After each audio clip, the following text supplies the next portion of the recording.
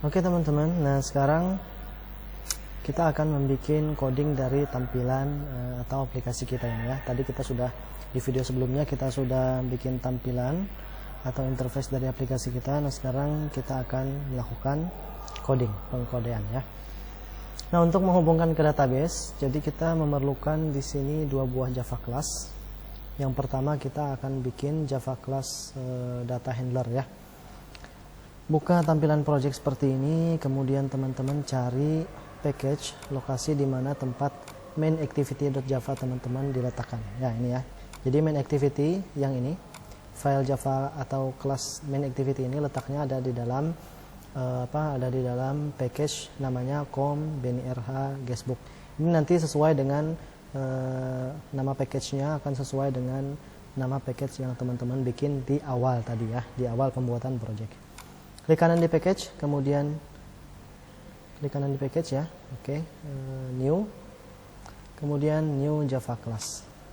Kita bikin di sini data handler. Nah, data handler ini adalah kelas yang nantinya akan menangani perpindahan data dari dan ke database ya. Jadi misalnya kita menyimpan data ke database, maka dia akan menggunakan data handler. Kemudian kalau dia dari database kita menampilkannya ke aplikasi, dia menggunakan data handler juga. Nah teman-teman, ikuti dulu ya, ikuti codingnya aja, mungkin agak bingung-bingung fungsinya.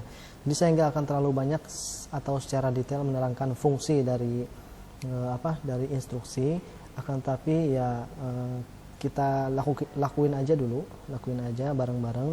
Nah nantinya saya yakin dengan dijalankan atau dilakukan seharusnya teman-teman sedikit banyaknya akan mengenal atau mengetahui fungsi dari instruksi yang kita tuliskan bareng-bareng ini. Pertama-tama kita bikin variabel. Variabel apa saja yang kita bikin? Nah, kita tadi kan sudah kita bikin 3 buah input ya, yaitu username, email address, dan password. Nah, kalau di database itu perlu yang namanya sebuah primary key ya. Nah, di database itu kita perlu sebuah field atau kolom di dalam sebuah tabel database namanya primary key. Untuk menjadi primary key, nilainya itu harus berbeda dari data pertama dan data yang lainnya. Nah, untuk username, email address, dan your password ini nggak mungkin menjadi primary key. Kenapa nggak mungkin? Karena orang kan bisa aja memiliki email yang sama, atau misalnya dia salah ketik sehingga emailnya sama dengan user sebelumnya, bisa ya. Kemudian untuk username ini ada yang orang itu namanya sama ya. Kemudian untuk password ini bisa juga terjadi kesamaan. Nah, oleh karena itu misalnya kita gunakan username atau email atau password ini sebagai primary key, nggak bisa, karena kemungkinan nilainya itu bisa sama antara data yang satu dengan data yang lain. Sehingga kita perlu bikin sebuah key atau atribut key yang baru untuk menjadi primary key di dalam tabel kita nanti. Kita sebut aja itu sebagai field atau primary key, namanya ID_guest ya, guest. Nah, kita bikin dengan seperti ini.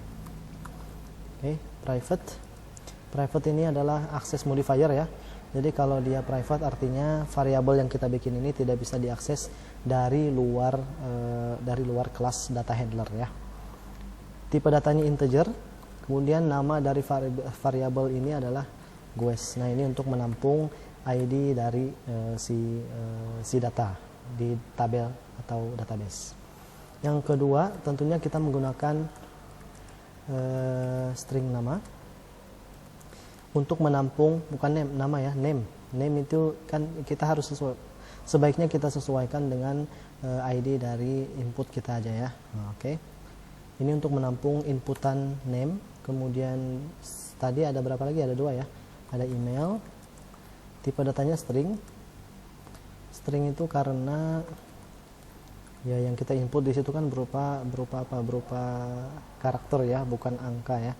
Bukan angka atau nilai boolean. Jadi kita pakai string. String pass. Nah, password juga pakai string. Nah, sudah seperti ini. Di dalam data handler ini kita memerlukan konstruktor, namanya konstruktor. Cara bikin konstruktor seperti apa ya? Nah, caranya Teman-teman klik kanan di sini. Oke, kemudian di sini generate, pilih constructor. Oke, kemudian pilih semua item di sini. Nah, caranya di sini klik ini dulu, kemudian di keyboard teman-teman tekan shift dan klik di sini sehingga semuanya terpilih. Tinggal klik OK. Seperti itu ya. Oke, kita namakan ini sebagai constructor. Ini komentar ya, constructor. Saya tambahkan komentar constructor. Yang kedua, kita perlu fungsi atau method getter. Ini untuk mendapatkan atau mengambil nilai dari variabel yang sudah ada. Caranya gimana? Caranya seperti ini. Klik kanan, generate, getter ya, fungsi getter. Oke, seperti ini, tinggal di OK. Dia otomatis bikin nih sebanyak 4 method ya, sesuai dengan jumlah item yang kita pilih tadi. Yang kita pilih atau variabel yang kita bikin. Kita rapikan dulu aja. Kalau sudah, satu lagi kita harus menulis instruksi berikut ya. Override. Nah, override, kemudian kita perlu membuat instruksi ini. String to string. Nah, ini untuk mengatur format data yang akan kita ambil atau simpan ke dalam database. Teman-teman ikuti aja ya. Kemudian ini return. Kemudian ini tadi ada apa? Ada ID guess ya, ID guess. Ini sama dengan spasi. Jangan lupa spasinya harus sama ya, spasinya harus sama. Jangan sampai nggak ada spasi. Kemudian, nah ini slash n, maaf ya, terlalu lama ngetiknya. Oke, di bawah sini ada selain guess tadi ada apa? Dan name ya, name. Ya, kita copy aja ya. Kita copy aja. Paling nanti kita sesuaikan lagi. ID guess di sini nilai dari name adalah name, kemudian di sini tetap seperti ini. Oke, maaf. Enter aja. Ini untuk menyimpan email ya, email. ID email dalam petik di sini adalah email, spasi sama dengan spasi, petik. Kemudian terakhir kita perlu menyimpan password ya, sama dengan plus pass. Oh, ini salah, bukan ID email tapi email biasa. Kemudian ini pass. Nah, ini diambil ID guess, name, email dan pass ini diambil dari variabel yang sudah kita bikin. Oke, yang ini kita hapus menjadi titik koma ya. Nah, sampai di sini untuk data handler atau kelas dari data handler sudah selesai. Jadi fungsi dari data handler ini adalah untuk sebagai media yang memformat yang digunakan nanti untuk sinkronisasi data dari aplikasi ke database atau dari database ke aplikasi. Oke, selanjutnya kita akan coding untuk file yang satu lagi ya. Filenya namanya adalah dbconfig. Nah, silahkan nanti ke video selanjutnya, oke?